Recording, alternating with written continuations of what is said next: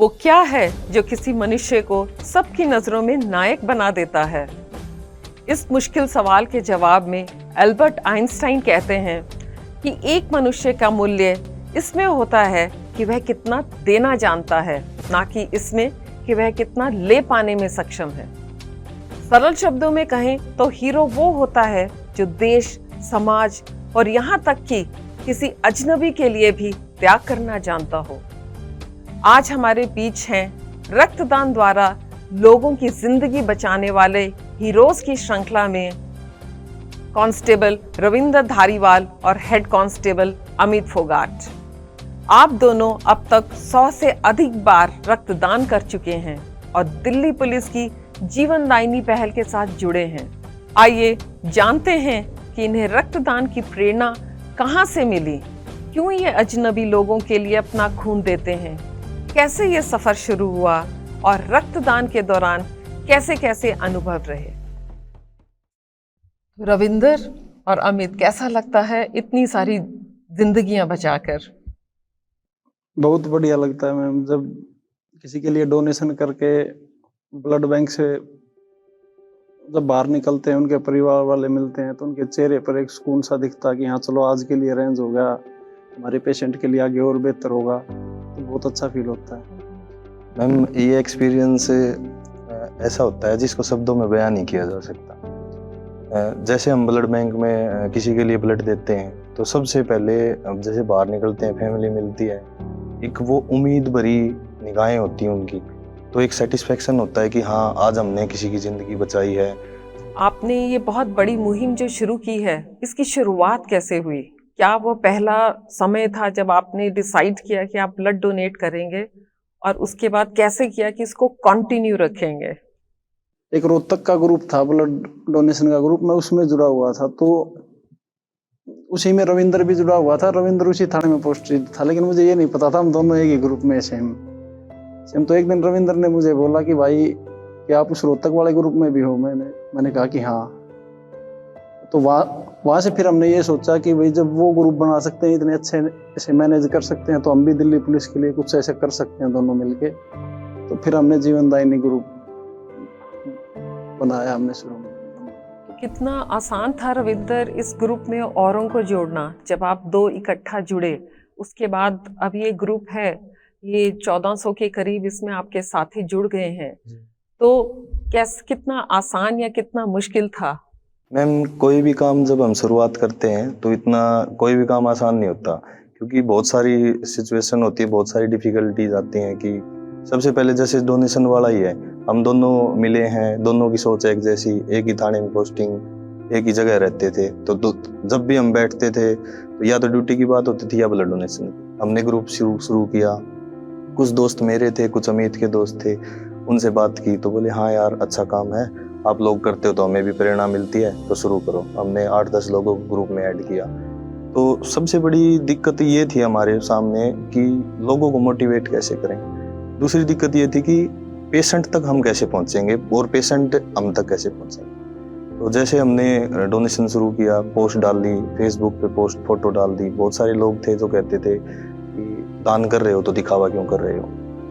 सबसे बड़ी दिक्कत ये थी। लेकिन मेरे और अमित की आपस में डिस्कस होते थे, तो अमित हमेशा मेरे को छोटे भाई की तरह ट्रीट करते हैं, आज भी और पहले भी। तो ये कहते थे कि लोगों की बातों पे ध्यान मत दो, हमें सेवा करनी है, और हमारी फोटो से अगर डालने से एक आदमी भी मोटिवेट होता है तो हम एक जिंदगी और बचा पाएंगे। ये तो बहुत अच्छा काम जो आप कर रहे हैं, इसके लिए डेडिकेशन के साथ साथ समय की भी बहुत ज़रूरत होगी, क्योंकि पूरे सबसे कोऑर्डिनेट करना इतने बड़े ग्रुप के साथ, फिर ब्लड बैंक से कोऑर्डिनेट करना, और फिर परिवार के साथ भी इसको साझा करना अपनी इस मुहिम को, तो उसमें क्या क्या मुश्किलें आई बताएं मैम। एक तो हमारा सौभाग्य ये रहा कि हमारे जितने भी एसएचओ रहे, उन्होंने इसमें बहुत ज्यादा कोऑपरेट किया।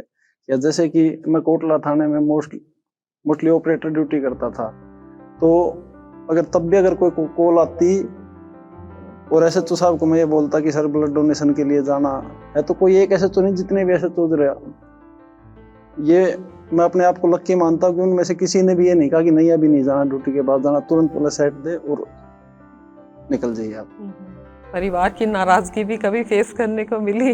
हाँ बहुत बार। होती है शुरुआत मैम। में ज्यादा हुआ था, अब तो मतलब उनको भी ऐसा फील होने लगा कि हाँ भाई ये डेली लाइफ का हिस्सा ही है एक। तो अभी अब तो उनको नहीं आदत होता हो गई शुरू में, मैम इन हाँ, चीजों की। अब उनको आदत हो गई। मैंने आपका रविंदर फोटो भी देखा था, आपकी वाइफ भी अब ब्लड डोनर है। जी जी मैम। मैम स्टार्टिंग में कोई भी काम करते हैं ना तो फैमिली वालों को डर रहता है कि ये कर रहा है, लोग क्यों नहीं करते, कल को इसको कुछ हो जाएगा तो हमारा तो यही सहारा है। लेकिन एक टाइम के बाद फैमिली की तरफ से सपोर्ट हो जाता है। अब मेरा 100वां डोनेशन था तो उस दिन वाइफ बोली कि मुझे भी आपके 100वें डोनेशन पे साथ में रक्तदान करना है, तो वो उन्होंने किया था। कुछ दिन पहले मैंने कैंप लगाया था गांव में, तो मेरी मम्मी, मैं सुबह कैंप में चला गया था, मम्मी का फ़ोन आया 11-12 बजे के आसपास। मम्मी बोली कि भाई कैंप चल रहा है? मैं बोला हाँ मम्मी चल रहा है। बोली मैं भी डोनेट करूँगी। तो मेरे कैंप में मेरी मम्मी ने डोनेट किया, तो मेरे लिए मतलब उससे खुशनसीब मेरे से खुशनसीब कोई नहीं होगा। अमित, आपके भी यही एक्सपीरियंस है या अभी भी आप फाइट कर रहे हैं? नहीं मैम, अब तो बहुत बढ़िया, अब तो घर वाले कोऑपरेट करते हैं। शुरू में तो जैसे ये था कि शुरू में ब्लड डोनेशन करने जाते थे, नाराज भी होते थे। जैसे ब्लड डोनेट करके आए, बैंडेज लगी दिखी तो तुरंत एकदम से उनका मूड स्विंग हो जाता था, वो हंसते हुए चेहरे एकदम से अजीब से हो जाते थे। फिर खाना खाते टाइम अगर दोबारा से दूध भी मांग लिया तो ये कहते कि दोबारा दे भी देंगे तो क्या फायदा, जाके तो वही देना। तो ये हुआ है बहुत बार। होती है मैम हाँ। ये ऐसी सिचुएशन तो होती हैं। अब हमारे जो बड़े बुजुर्ग हैं, जैसे मेरी दादी थी, मैं जब भी जाता था मैं फ़ोन में लगा रहता था ब्लड डोनेशन वाले में, या मेरे हाथ में बैंडेज होती, दादी कहती थी सारे शरीर सारे खून का तो पानी बना लिया, कभी मर जाएगा, लोग तेरे को बचा लेंगे क्या। लेकिन वो मेरे सामने तो ऐसे बोलती थी। फिर दादी के पास जैसे और बुजुर्ग लेडीज आती तो वो कहती है कि हाँ भाई मेरा पोता बहुत अच्छा काम कर रहा है। कहते हैं कि अच्छाई हो या बुराई, जैसा आप करेंगे वो आपके पास लौट कर आएगा। इसमें क्या अनुभव है आपका? मैम मैं लास्ट वीक की बात है, मैं ड्यूटी पे जा रहा था बाइक से, तो पीछे मैं एनएसपी के पास की बात है कि मैं बाइक से चल रहा हूँ, पीछे से गाड़ी वाले ने मेरी बाइक को टक्कर मारी है। मैं उछल के बाइक के ऊपर गिरा हूँ, मेरी बाइक स्लिप होती हुई है 50 मीटर के आसपास। मेरी बाइक को बहुत सारा नुकसान हुआ, मेरे कपड़े वगैरह नीचे से फट गए, लेकिन मुझे कोई चोट नहीं लगी। मैंने जैसे ही उठा हूँ, मैं उठते ही वो मम्मी की एक बात याद आई कि बेटा अच्छा करेगा तो लोगों की दुआएं मिलेंगी, और लोगों की दुआएं हमेशा साथ रहती हैं। मेरे मन में यही आया कि यार पता नहीं मैंने कितने लोगों की ज़िंदगी बचाई है, कितने लोगों ने मेरे लिए दुआ करी है कि आज मुझे इतना बड़ा एक्सीडेंट होने के बाद भी मुझे कोई चोट नहीं लगी है। तो इससे अच्छा एग्जाम्पल तो कुछ नहीं हो सकता कि हम अच्छा कर रहे हैं तो आज भगवान भी हमें देख रहा है, लोगों की दुआएं हमारे काम आ रही हैं। एक हमारे अभी रिसेंट पास्ट में बहुत बड़ी आपदा आई थी, कोविड-19, और हमने देखा कि काफ़ी तबाही मची इस कोविड-19 के चलते, काफ़ी ह्यूमन लाइफ्स लॉस्ट हुई, और सभी कोई प्लाज्मा के लिए, कोई ब्लड के लिए, सब मतलब बेग कर रहे थे कि हो। तो उस दौरान आपका क्या मनोस्थिति रही और आपने कैसे अपनी मुहिम को जारी रखा? मैम उस टाइम पे क्या था, कोविड के दौरान जब स्टार्टिंग में आया तो लॉकडाउन लग गया, लोग बिल्कुल घबरा गए।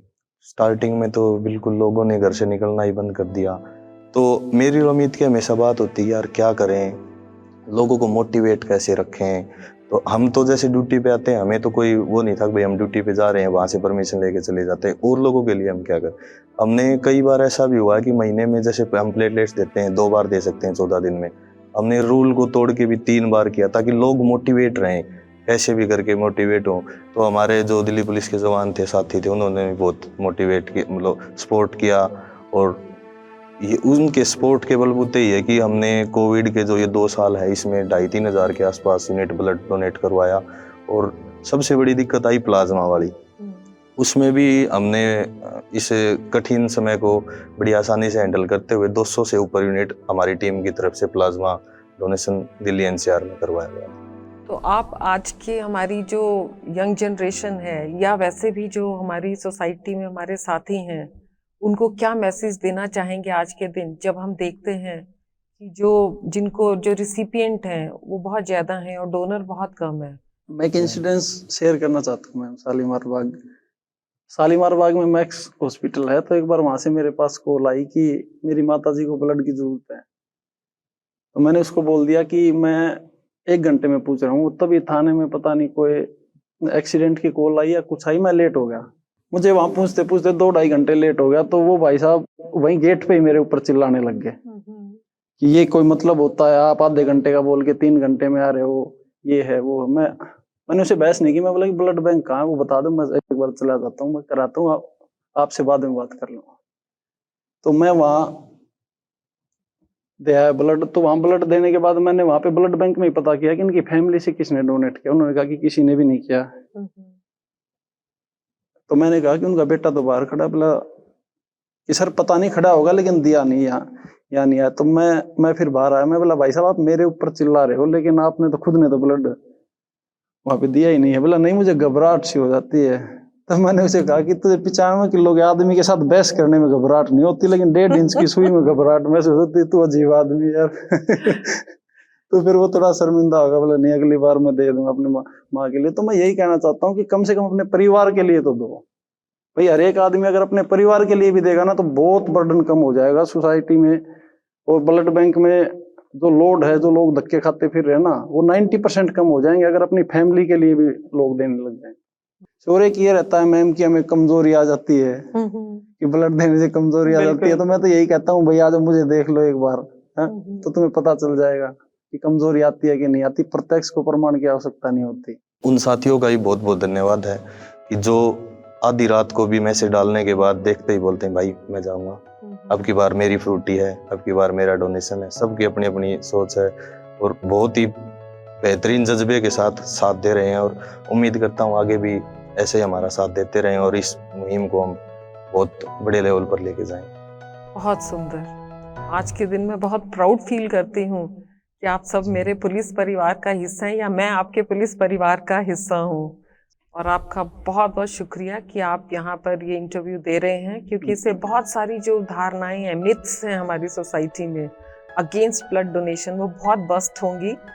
और मुझे उम्मीद है कि बड़ी संख्या में लोग इस मुहिम के साथ आपके साथ जुड़ेंगे। बहुत बहुत धन्यवाद।